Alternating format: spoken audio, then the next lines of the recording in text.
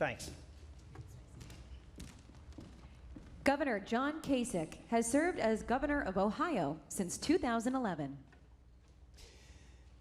Governor, what would you do with the so-called sanctuary cities? In San Francisco, we saw that god-awful murder of that beautiful young mother by an illegal immigrant with a criminal I think record. they're going to be eliminated, Jack. I mean, this is a Republican and Democrat agreement there.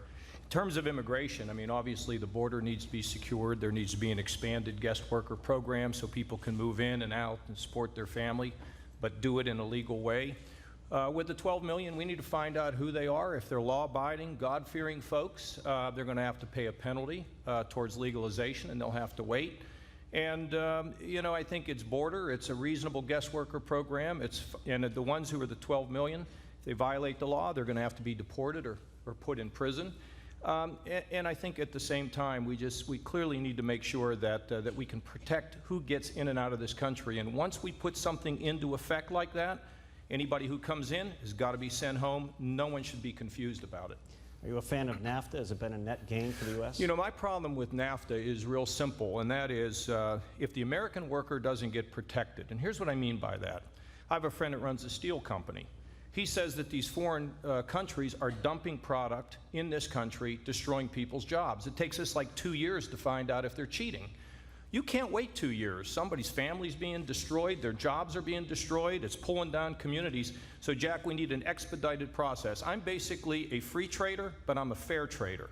And if it makes sense, we'll go forward with it, but we've got to make sure that we have a mechanism in place to make sure that when people cheat, that we call them on it and we take action. You asked a question about the economy. If I could just speak on that for a second. You know, I was chairman of the Budget Committee when we balanced the federal budget. I was one of the chief architects, and our economy took off. You remember that in the late 90s and in the early 2000s, we were growing. Why? We cut taxes, we balanced budgets, it made sense. I became governor of Ohio. We were $8 billion in the hole. We cut taxes, we balanced budgets. We're now $2 billion in the black. We're up 350,000 jobs. Cutting taxes, balancing budgets is what works to drive economic growth. Your answer on your own there got to a question that Tim in Hollis, New Hampshire's asked, and that is balancing the budget. To paraphrase his question, he and his wife have to live with a budget in the household. And they don't understand why Washington is the antithesis and doesn't live with a budget. What faith can you give to them that if you're elected president, the budget was balanced once before, but now it hasn't happened? How is Washington going to live with the same fiscal discipline that households here in New Hampshire and apartments and condominiums have to live with every week between groceries and heating and kids and budget and mortgage? How do we get Washington to live within its means? Well, Jack, first of all, we need a balanced budget amendment to the Constitution, which I have been pushing since I was a very young man and been traveling the country trying to get that done, number one. Number two, look, it's about record and accomplishment. I was there. I spent 10 years of my life balancing the budget, not because of numbers, but because of values. Just the values, when people have to balance their budgets, so should the government. And in addition to that, we don't have the right to live high on the hog and put the bills on our children. That is immoral. So I spent 10 years working at it. Frankly, we got it balanced with Senator Domenici and the Clinton administration. We got it done, and we can do it. We can do it again. It is politically challenging, but frankly, the effort to get there is not that complicated. I've written only about 16 budgets in my lifetime, including the one that took Ohio from $8 billion in the hole to $2 billion in the black. These things can be done, but they don't necessarily have to be done by killing programs or chopping programs. You make them work better. So that couple, I'm President of the United States. My #1 priority is to get us on a roadmap to a balanced federal budget to create jobs in America. Thank you, Governor. Thank you. Senator Lindsey Graham was elected to the U.S. House in 1994 and has served as a U.S. Senator since 2002. Senator, good evening. How do we maintain free trade that is fair trade? And what nations specifically are cheating us? Well, China is cheating. They manipulate their currency to create a discount for products made in China, and we don't do a damn thing about it. They're building islands of resource-rich territory owned by others because they can. They cyber attack us, steal our intellectual property, and nobody pushes back. If I'm president, we're going to push back against China. Here's my foreign policy, my trade policy. A clenched fist and an open hand. You choose. Speaking of China, Certain nations have been accused of stealing and breaking into our databases in the government and business. If it's President Graham and you catch a country doing that, how can we stop it? What do you do? Well, one, you hit back. You make them pay a price. Most people do things they can get away with until it costs too much. In China, China cheats, they steal, but it's just not China. We've been walked all over. I'm tired of it. I want a clenched fist and an open hand. To Mr. Putin, if I'm President of the United States, you're going to have a different person to deal with. Why is he in the Ukraine today? Because when Obama drew a red line against Assad and didn't do anything about it, China thought, hey, this is a weak guy, let's grab all we can grab. In the Ukraine, he took what he wanted. The Iranians, they don't think that Obama's going to use military force at all. And how could you get John Kerry away from the negotiating table with a crowbar? So at the end of the day, our foreign policy is failing. We're not respected around the world. There are more terrorist organizations with more capability to strike our homeland than any time since 9/11. And to radical Islam, here's my policy. Whatever it takes, as long as it takes to defeat you. You mentioned Vladimir Putin in the Ukraine. Should we be arming troops? We should do four things. Arm the Ukrainians so they can fight for their own freedom. We signed an agreement with the Ukraine in the 90s. If you'll give up your 2,400 nuclear weapons, excuse me, we'll guarantee your sovereignty. Who would do that in the future? Arm the Ukrainians so they can fight for their freedom. Take every bit of natural gas we can find in America in an environmentally sound way that we don't use and export it to Europe and undercut Putin's monopoly. Rebuild NATO after we rebuild our own military. Everybody talks about balancing the budget and spending money. We're on the road to becoming Greece. If you don't do what Judge Gregg says and fix the debt, reform Medicare and Social Security, all the money is going to go to pay those bills. When I was 21, my mom died. When I was 22, my dad died. We lived in the back of a liquor store. I'm 60 years old. Somebody in this country needs to do what Ronald Reagan and Tip O'Neill did. Get us together. You know, I could give up some Social Security benefits today because I'm going to have a military retirement, a congressional retirement, a 401k plan. I would take less knowing that people need it more than I do. When I was 22, I needed every penny. I want to be president to restore a great nation, to put radical Islam in a box and to get us off the road to Greece. And that means we got to work together and do the big things, the hard things. Americans, and here in New Hampshire, are worried about lone wolf terrorists. We're worried about ISIS. We're worried about ISIS. Yeah. But the war tomorrow may already be here today. We have 500 satellites out there in space that control ATMs, GPS. If someone took out one of those satellites and caused chaos here in a city of the heartland, as President Graham, would you respond? Is that an act of war or not? I would respond. To me, that'd be an act of war. Here's the problem. As the threats to this country grow, we're disarming ourselves. I've never seen more threats, particularly in the cyber arena. So what is our response? To cut the military budget, to have the smallest army since 1940, the smallest Navy since 1915, to neuter the FBI, the CIA, and the NSA at a time we need them the most. The only way we're going to prevent an attack on this country is hit them before they come here. And as to Hillary Clinton, the last person in the world you want to send into the arena with the Russians is Hillary Clinton. As to the Clintons, I've been dealing with this crowd for 20 years. I'm fluent in Clinton speak. You want me to translate, Jack? When he says, Bill says, I didn't have sex with that woman, he did. When she says, I'll tell you about building the pipeline when I get to be president, means she won't.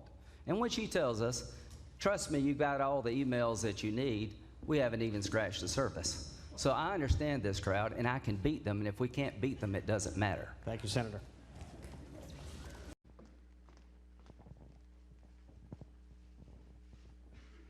I pledge allegiance to the flag of the United States of America and to the republic for which it stands, one nation, under God, indivisible, with liberty and justice for all. Thank you.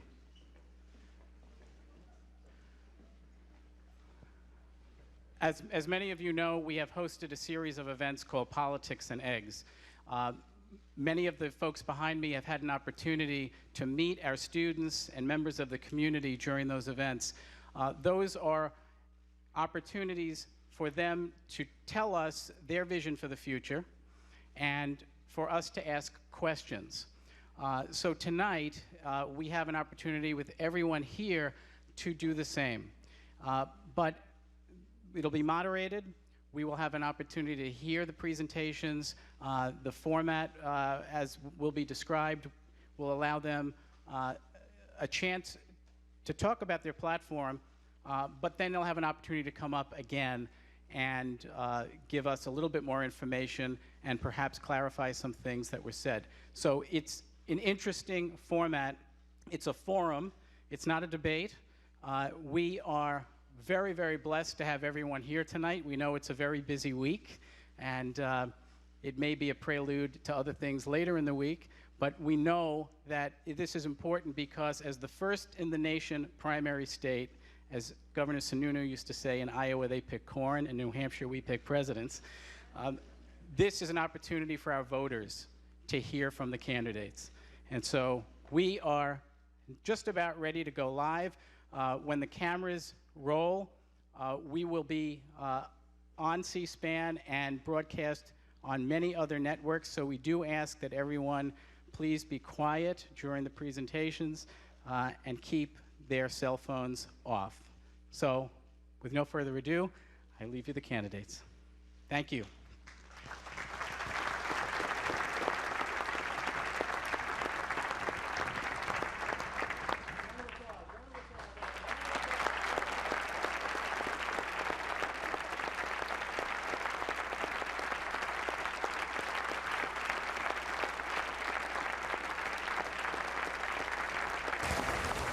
Good evening from the Dana Center on the campus of beautiful St. Anselm College in Manchester, New Hampshire, and welcome to the 2016 Voters First Republican Presidential Forum. Tonight's forum is co-sponsored by the New Hampshire Union Leader, the Post and Courier, the Gazette, KCRG-TV, WLTX-TV, iHeartRadio, and our broadcast partner, C-SPAN. We would like to take a moment to thank our local sponsors, No Labels, Americans for Prosperity, Eversource, Eastern Bank, the Live Free or Die Alliance, and of course, our host, St. Anselm College. You will hear from 14 of the Republican candidates for President of the United States this evening. With us tonight are Governor Jeb Bush, Dr. Ben Carson, Governor Chris Christie, Carly Fiorina, Senator Lindsey Graham, Governor Bobby Jindal, Governor John Kasich, Governor George Pataki, Governor Rick Perry, Senator Rick Santorum, and Governor Scott Walker. With us via satellite from Washington, D.C. are Senator Ted Cruz, Senator Rand Paul, and Senator Marco Rubio. Please welcome our moderator for tonight's forum, Jack Heath, host of New Hampshire Today on iHeartRadio. Good evening and thank you, candidates and audience. The Voters First Forum was the result of news media here in New Hampshire, Iowa, and South Carolina, all with the belief that voters in our 3 states and the rest of America deserve to hear from all of these candidates here tonight at the same time answering their questions. Our time will be tight this evening, and we want to hear from everyone. The order of speakers was drawn just moments ago randomly, and we've asked the candidates to skip their normal intros so we can get right to it. More questions, more answers for you, our voters. Let's meet our first candidate. Governor Rick Perry served as the 47th governor of the state of Texas from 2000 to 2015. Governor, thanks so Howdy. much. We received thousands of responses from voters in our 3 states and around the country, but our 3 states focusing here tonight. We asked them what was most important to them, the #1 issues facing voters here in New Hampshire, Iowa, and South Carolina. Topping the list, immigration and the economy. Governor, what would your administration's policy be toward illegal immigrants already in the U.S.? Well, the real issue for us in this country today is what's happening all across our great land, and that is the cost that illegal immigration is having on this state. And until we get that border secure, it's not going to stop. It's like a serious wound. You want to staunch the flow, and that's not what's happening in this country now. For 30 years, we've heard people talk about, well, if we'll deal with this immigration, this illegal immigration issue, if we'll reform it, then we'll secure the border. And now we're in plus 30 years of that. The American people don't trust Washington, D.C. to deal with this issue of immigration reform until we secure the border. And I know a little something about securing the border. As a matter of fact, last summer I looked in the President's eye when he came to Dallas, Texas, and I said, Mr. President, if you don't secure the border, Texas will. And that's exactly what we did. We sent our Department of Public Safety, our Texas Rangers, our Parks and Wildlife Wardens, putting them literally in the river. And we also deployed our Texas National Guard. And because of that effort, we saw a 74% decrease in the number of apprehensions that were occurring in that part of the border. You can secure the border. It takes boots on the ground. It takes the security fencing in the metropolitan areas, and you have aviation assets. And I'm talking about from Tijuana to El Paso to Brownsville, flying 24/7, looking down with the technology to be able to see what's going on and identifying where there's activities that are obviously illegal or suspicious, and fast response team. That's what you have to do. I know how to secure that border. If you elect me President of the United States, I will promise you one thing: the will to secure that border will reside in the Oval Office. Governor, I want to stick with immigration, as many of our voters are concerned. So much is made of illegal immigration. Until we get a handle on that, should we reduce the number of green cards granted legally each year to folks wanting to get into this country through the legal process? Should we cut down that number, and what should that number be each year? Well, I think we need to be smart about our immigration, and the agency that we have today can't even keep up with people that come into the country. When you give a visa and they overstay it and we don't know where they are, I mean, Bobby, we know that they can find a package halfway around the world with UPS, and we can't keep up with the people that have overstayed their visas. I mean, for crying out loud, that agency is broken. You need to fix that agency of government that deals with these individuals that are coming in here. Be thoughtful about what is the workforce that we need. Allow the people in this country that we need in this country, and those that have overstayed their visas, you go find them, you pick them up, and you send them back wherever they're from. But should we reduce the number temporarily of legal?